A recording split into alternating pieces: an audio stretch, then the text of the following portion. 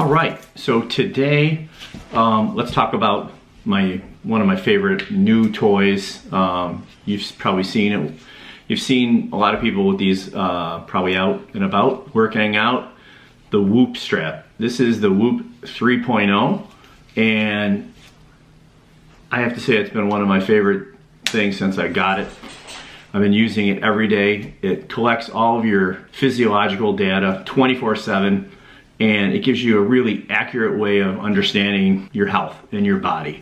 It's lightweight, it's waterproof, you don't even realize you have it on.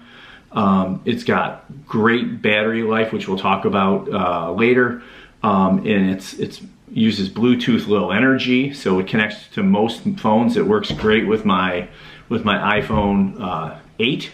You know, it's great because it gives you access to your daily analytics. So you can really work on optimizing your recovery. You can really work on making sure that when you're training, that you're training in the right zones, you're training with the right intensity, and also it helps you quite a bit with your sleep.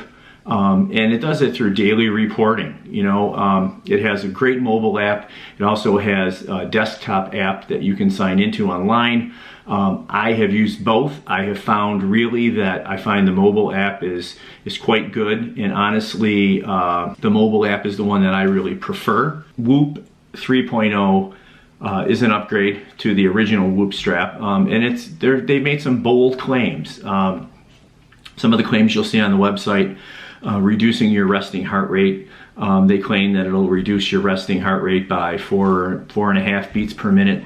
That it will help you increase your HRV, which we'll talk about what heart rate variability means in a minute. It definitely helps me, I know, get better sleep. So the fact that it's a dedicated sleep monitor, it really has helped people get more sleep because it tracks it and it gives you advice on how to do those kind of things. And, you know, as Peter Drucker said, and I say this in school all the time, you know, that gets measured gets done, or gets improved. So, you know, when you measure your heart rate variability, you measure your health, it's gonna improve. They've also made claims that people are experiencing less injuries with that. I haven't had any injuries really major while I was on this. If you are a drinker, it definitely does track your alcohol consumption and things like that. I'm not gonna get into that in detail because I don't drink at all anymore. But they say that people who are habitual drinkers really do find that when they track their drinking and the effect it has, especially on their sleep and recovery, that they do consume less alcohol. And it's supposed to have some benefits for people who travel a lot to help them to overcome jet lag and things like that by tracking their heart rate variability.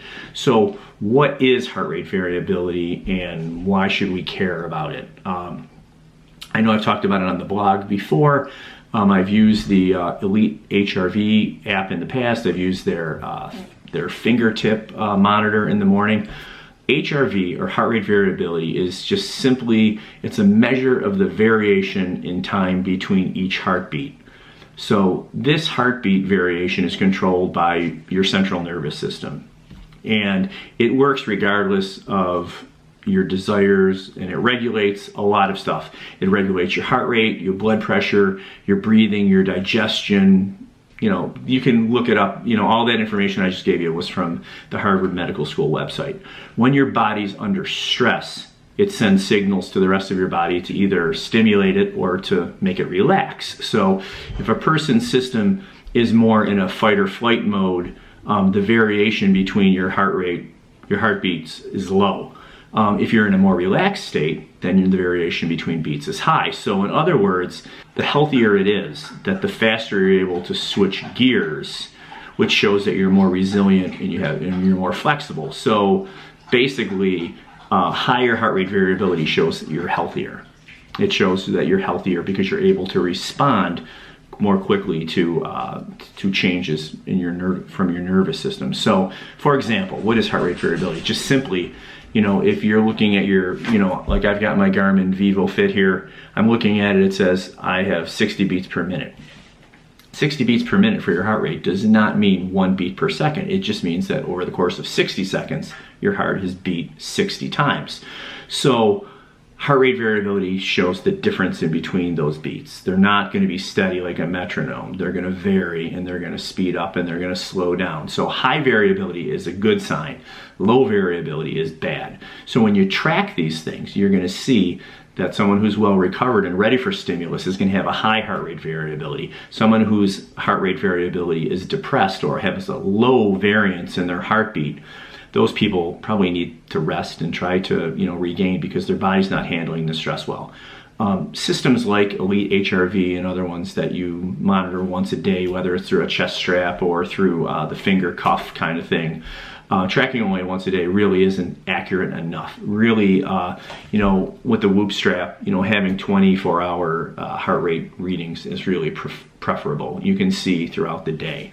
The reason I really wanted to use heart rate variability more, and I started originally with the Elite HRV app, was because I wanted to track daily stressors, right? I wanted to track all of the things I did in a day. I'm at work, I'm running between classrooms, and I might get 10,000 steps in just at work. So how do those affect me? How can I track my sleep? I was already doing it with the Garmin, but this does it even better, I will say. And I wanted to track my recovery. So how well am I able to take on new strain? Knowing what my score is every day, so my recovery score, my sleep score stuff, it never stopped me from training, and it won't stop me from training necessarily, but I would definitely use my HRV score every day and my common sense to make sure that I don't overdo it. Because we know that our own feelings are subjective, and they really don't always tell us what our abilities can possibly be. The system itself is pretty simple. It consists of the Whoop unit, which has the LEDs on the back that you can see flashing, and those are what check your heart rate variability at the skin level by checking differences in your blood. You'd have to look that part up. I'm not sure about the science necessarily behind it. But then they do come with straps. The straps are really nice. They are replaceable. I'm going to probably buy a few more because the bands, I should say, I'm going to buy a few more because, let's face it, you wear this 24 hours a day. I wear it in the shower. I wear it to work out. I wear it at races. It's going to get funky after a while. So far, so good, but I want to change it up anyway. I like the black, but maybe get a couple other colors or a different black one. The bands run about 15 bucks. We'll talk about the cost of the whole system in a minute. And then the last part is this little charger. So the little charger, oops, as I drop it, the charger you can see has some little pods on the back, and it also has a micro USB. So what you do with the charger is you slide it. Let's see how I do this. You slide it over the band. I must have it on backwards. Yeah. You just slide it over the band until it clicks. And so it sits on there. And then it charges the watch. And it's amazing. This thing has probably easily 5 days of battery life. You put the charger on. So what I'll do a lot is I'll put it on at night when I sleep. I'll charge it up, and it'll charge right up to 99%, and it will last for 5-6 days. Really a super battery life. It's incredible. It's nicer than the Garmin. Obviously, the Garmin's doing a lot more, but it's really been great so far. So how does the strap actually work cost-wise? They sell memberships, so the strap is free. It's free. But you pay for the membership. So if you decide that you just want to go monthly, you have to at least commit to a 6-month membership. And at the month-by-month price with the 6-month minimum, it's $30. So it's $30 to begin with a 6-month commitment. So 180 bucks. You get the strap and you get 6 months of service. If you go 12 months in right off the bat, then it's $24 a month. So it's $288 to begin, and you save 72 bucks. But the best deal is what I did. I figure the Garmin watch cost me close to 300 bucks. This is something I'm really going to use for my training, the Whoop strap. For the 18-month membership, so for a year and a half, you figure a watch, a new bike computer, something like that, you get a year and a half, 2 years, 3 years out of those things before they break, you change, whatever. For the 18-month membership, it's $18 a month, so that works out to $324 to begin with. So you save $216 over the $30 a month price. Now, $18 a month, considering you get the hardware, Training Peaks, Strava Premium, stuff like that are gonna cost you 12, 14, 16, 18 bucks a month. So it's not a bad deal if you're really into training and knowing what your recovery is gonna be and things like that. Many YouTubers out there, many podcasts like the Fast Talk podcast that I listen to all the time from Velo News, they always have discount codes. Sometimes they're 15 or 30%. The Whoop podcast, if you want to just check that out, listen to the end, and Will Ahmed, who does the podcast, will give you a code for the Whoop discount. You can get 15, 30% off. So I want to say I paid just over $300 with the shipping and the band, so for 18 months, right? And then I'll probably we'll see how it goes. It's a year and a half commitment, but paid for up front. I'm getting a lot out of the strap already. Another thing too is, we'll see later, it works to heart rate strap. So you can connect it to your bike computer, you can connect it to Zwift or anything that you're using to track your heart rate. I use it during races to connect to my Wahoo head unit. So, you pay 50, 60 bucks for a heart rate monitor. So you've got the hardware for free already. So it's expensive, but anything good in life, I think, is expensive. So let me turn on the app, and I'm going to turn on the screen recorder, and I'll take you through what it looks like in the Whoop app. So let's go through, and I will show you. I'll show you everything. So here we go. 1, 2, 3. Okay. So on the front screen of the Whoop app, you can see a lot of stuff going on. First, you can see it says today. I can also scroll back and forth between past days. Right at the top. First, let's look at the bottom. At the bottom, you'll see the all systems go, so you can see that I have 94% battery life. You'll see that my strap is connected to the phone, which is connected to the server, and you see that the data is available through 7:51 p.m., which it is 8:05 p.m. now, so it's slowly catching up. I'm going to refresh it there. You can see it continues to calculate throughout the day. Sometimes it takes time. The server is busy. It takes time to catch up, but it will eventually always catch up. You'll see at the top, you'll see the day strain. So the highest score you can get in a day is 22. Right now I'm at 13.8 day strain, 3150 for the calories, 3,150 calories. You can see underneath that I did have an activity today. I got on Zwift. I did one of my favorite Zwift activities. It takes about 47 minutes, called EPOC, which stands for calorie burning. It's like oxygen calorie burning after exercise, post exercise oxygen consumption, I think it stands for. So I did it. It was a pretty hard, short, but a hard workout. So I got a stress score of 10.2. Now that's not 10.2 out of the 13.8, but that's just a measure to show you how that compares to any other workouts, with, again, the scale being used where 22 is the highest. And that is like a classic exercise physiology scale where 22 is the highest strain level. So this is about a 10.2 out of 22. So moderate.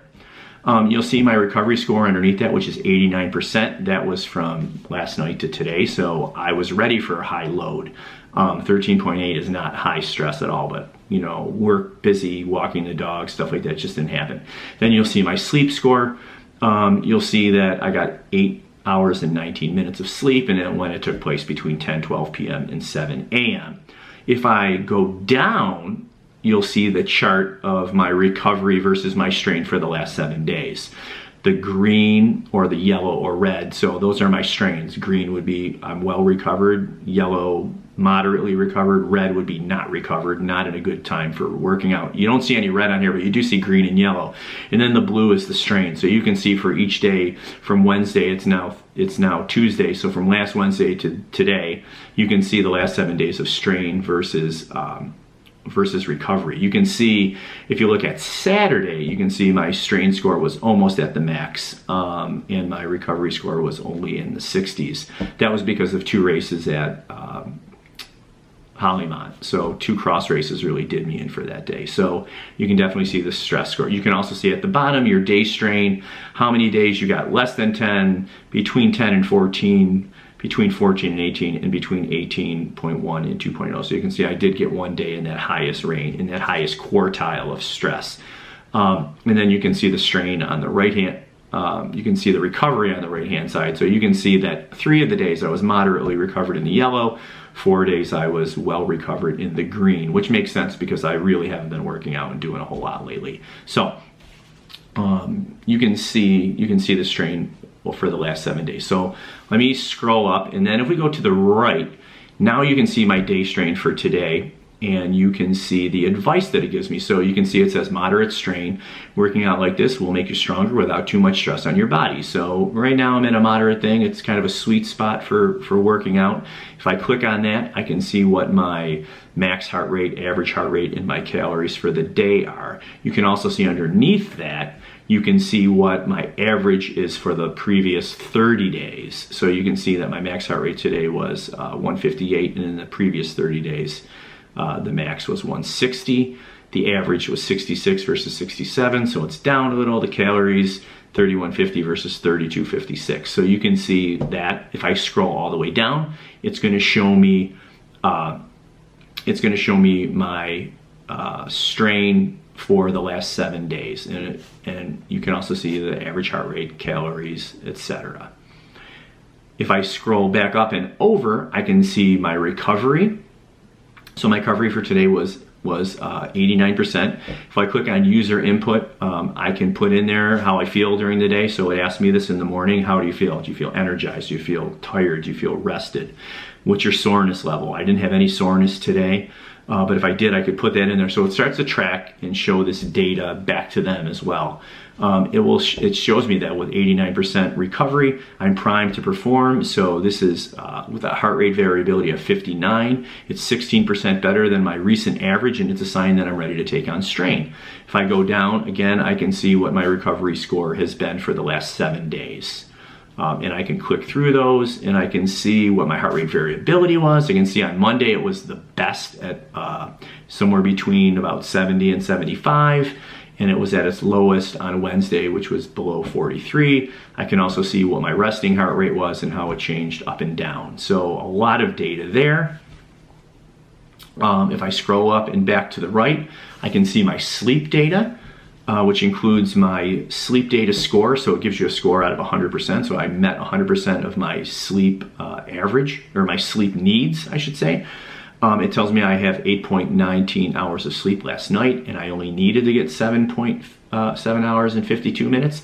If I click on the hours of sleep, it will further break that down into some more detailed data. It tells me how long I was in bed. I was in bed for 8 hours and 47 minutes, of which 8 hours and 26 minutes I was asleep. It tells me how many disturbances I had. I drink a liter of seltzer or water every night, so I usually get up. So this is pretty accurate. It tells me what my sleep latency is. So I went to bed, I fell asleep pretty quickly, and it tells me what my efficiency is. So the efficiency score is for how long you were in bed, how much were you asleep. So I was in bed for 8 hours and 47 minutes, and I was asleep in some state for 95% of that. And then you can see at the bottom, as I click, it'll tell me how much time I was awake, 28 minutes. My light sleep was 3:05. My REM sleep was 3:21, and my deep sleep was an hour and 53 minutes, which is pretty good, which is why I've got the 100% score on that. And then it also, every day, it asks you some questions to track your sleep. So it asks you, did you work on a screen device? Did you share your bed? Did you have alcohol? Did you have 4 caffeinated? Did you have 2 or more caffeinated drinks within 4 hours of sleeping? Or I'm sorry, 2 or more caffeinated beverages within 4 hours, or 2 or more alcoholic beverages within 2 hours. Did you use tobacco products? Did you do something different, like a different sleep-related medication? So if I changed, I usually take 3 milligrams of melatonin a night. If I changed that, I could click on that so that I knew that I changed. It doesn't give me a place to put a memo in there, but I could track that in Training Peaks, because this will sync to Training Peaks. And then it asks if I read on a screen device. So you know the blue light is terrible for you. I'm addicted to Instagram, and I often use the screen device before I go to bed. So I usually check that to show that I did it.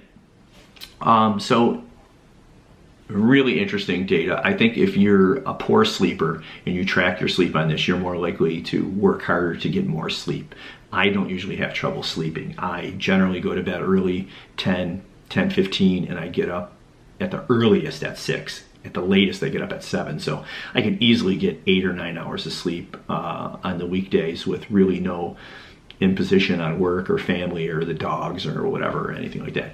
Now, if I go all the way back to the left to my first screen and then I go over another one, I can see my information. I can see that I've had this since June 2019. I can see what my average day strain is, which is moderate. And this is kind of the off season for me, so it's gonna be that way.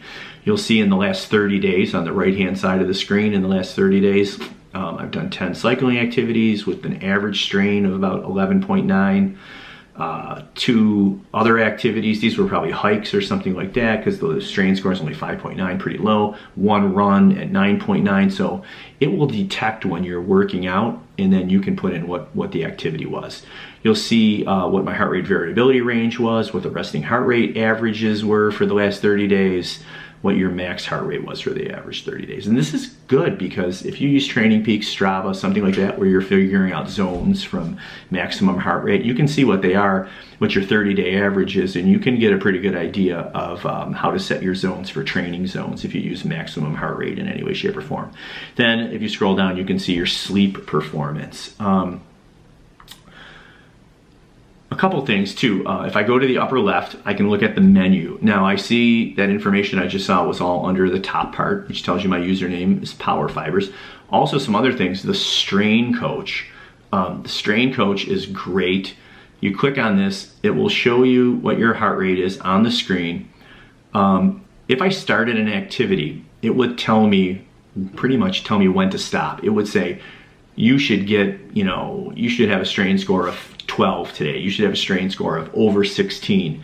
Once I start working out, it will start tracking my heart rate and showing me a graph, and it will tell me when I should stop because I'm in the optimal range, and it tells me when so I don't overdo it.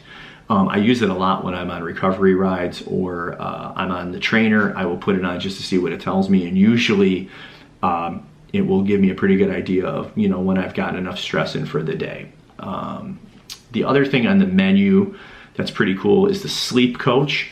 It's tracking all of that data for you throughout the week, and it gives you an idea of how much sleep you need. So it has a couple different modes. So how much sleep do you need to get by, how much do you need to perform, and how much do you need to be at your peak.